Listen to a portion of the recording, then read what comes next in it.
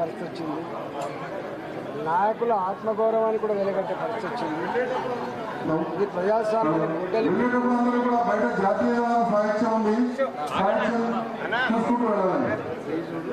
ప్రజాస్వామ్యాన్ని గుడ్డలు పెట్టని చెప్పి మాట్లాడమే కాకుండా జాతీయ పార్టీలన్నీ కూడా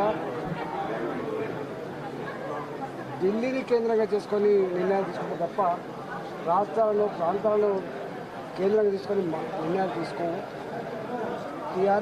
టీఆర్ఎస్ పార్టీ, కాంగ్రెస్ పార్టీ నానానికి బొమ్మ బొరుసులాగా ఉంటాయి. ఎన్నికల ముందు మరి వాళ్ళు కలిసిపోతారా, ఎన్నికల తర్వాత కలిసిపోతారా మనకు చూస్తూ ఉన్నాం.